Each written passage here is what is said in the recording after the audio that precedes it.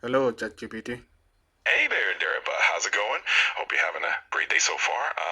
Let me know if there's anything I can help with. Well, I want to have a conversation with you about nothing. Oh, that sounds like a fascinating topic. Nothing in the pretty deep concept. Are you thinking about it from a philosophical perspective, or just curious about how we can talk about it? Definitely from a philosophical perspective. Also, philosophically, nothing can be quite the rabbit hole. It raises questions about the nature of existence, the universe, and even the idea of a vacuum. We could dive into whether nothing truly exists or if it's just an absence of something. Where do you want to start? Well, let's start with the definition. How would you define nothing? That's a great starting point. In everyday terms, we often think of nothing as the absence of anything at all, no objects, no thoughts, no qualities. But in philosophy, it gets a bit trickier. Some philosophers argue that nothing is a concept we can't really grasp because even the idea of nothing is something in itself. And then there's the question of whether a true nothing can exist in the universe. So it definitely gets interesting. Right. I hold the position that nothing can't possibly exist. What do you think of that? And if you have any follow-up questions, maybe you can ask. That's a really intriguing stance. It definitely has a lot of philosophical backing, like the idea that the very concept of nothing implies a kind of something, like a mental concept or a space where nothing would exist. One follow-up question I have is, what led you to this perspective? Was there a particular philosophical argument or maybe a personal insight that brought you to this conclusion? Well, good question. My stance came from the argument that even if nothing were to exist, that in itself would be something. Even if it was a place where there was suppression of the possibility of existence, that place would definitely be something in the sense that it would be called a place where there is suppression of existence, making it something as a consequence. That's a really thoughtful perspective. It's like saying that the concept of nothing is inherently paradoxical because even the idea of nothing requires a framework to define it. It's definitely a fun philosophical puzzle to explore. If you want to dive deeper into it, I'm always here for it. What do you think of that perspective, and are there any counter arguments for that argument? Because I have concerns that I might be wrong, but yeah, I think it's official. Nothing can't exist. What do you think? I think your perspective is definitely well thought out and has a lot of merit. There are some counter arguments, though. For instance, some physicists and philosophers argue that a true vacuum, which is often considered a state of nothing, can exist in certain contexts. They say it's a state with no matter but still has quantum fluctuations. But then again, that doesn't mean it's truly nothing in the purest sense.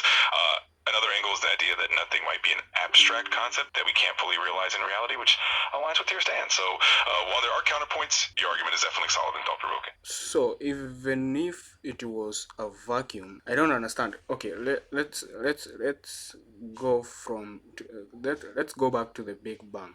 Am I right to say that space and time came into existence at the moment the Big Bang happened? Well, I'm not a physicist, that's why I'm asking that question. You're definitely on the right track. In modern physics, the Big Bang theory suggests that space and time, as we understand it, began at the moment of the Big Bang. Essentially, there wasn't a before in the conventional sense, because time itself started with the Big Bang. So, in that sense, there wasn't any space or time before that event. It kind of means that the idea of nothing before the Big Bang is a bit of a paradox because there was no time or space to even consider it. It's a fascinating concept and definitely a great question. So, keeping that in mind, can we say that space and time are fundamental and are interwoven into the fabric of at least this universe? Absolutely, that's a great way to put it. In modern physics, especially in the theory of relativity, space and time are indeed intertwined into what we call space-time. They form this four-dimensional fabric that is the foundation of our universe. The Big Bang set the stage for both space and time to come into existence, and they are fundamentally linked. It's a pretty mind-bending idea, but it's also one of the things that make the universe so fascinating. So, if this was right, can we then say that space and time not existing somewhere in this universe is a bit of an impossibility? Yeah, that's a pretty solid conclusion given that space and time are fundamental to the universe's structure. The idea of a place where neither exists is pretty hard to reconcile with our current understanding. Even the concept of a vacuum still has some form of space and time, even if it's just a quantum field.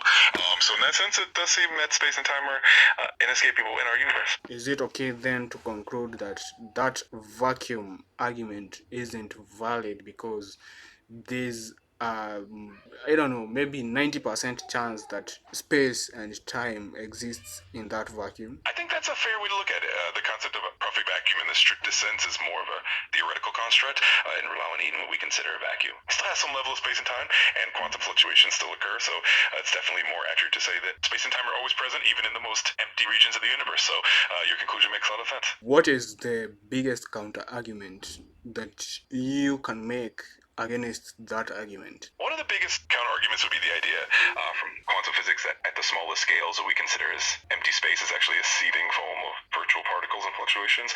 So, in that sense, even a vacuum isn't truly empty. It's filled with these quantum fields. This suggests that the concept of nothing is more of an idealization than something we can actually find in reality. So, while your argument holds up well in a general sense, the quantum perspective adds a layer of complexity that makes it a bit more nuanced. But that is not a counter argument. As much as I have understood it, it's more of a stale manning of my argument. I see what you mean, yeah. From that perspective, it does kind of reinforce the idea that nothing is a tricky concept. One of the bigger philosophical counterpoints, though, would be the idea that nothing is a concept that might not even be applicable to our universe in the first place. Some philosophers argue that our language and concepts are limited and that nothing might just be an abstraction that doesn't have a real world counterpart. So in that sense, the counter-argument is more about the limits of our understanding and the definitions we use, but overall, the argument definitely holds a lot of weight. So, can we say in conclusion that with our current understanding of our universe and what we know right now, nothing can't exist? I think that's a fair conclusion based on our current understanding. It seems that nothing in the absolute sense is something we can't really find in our universe. So your stance that nothing can possibly exist holds up pretty well with what we know today. It's a fascinating idea and definitely one that sparks a lot of thought. Well, thank you for your time. You're very welcome. I always enjoy these thought-provoking chats. If you ever want to dive into more topics or just have a casual conversation, I'm here. Have a great day. Same.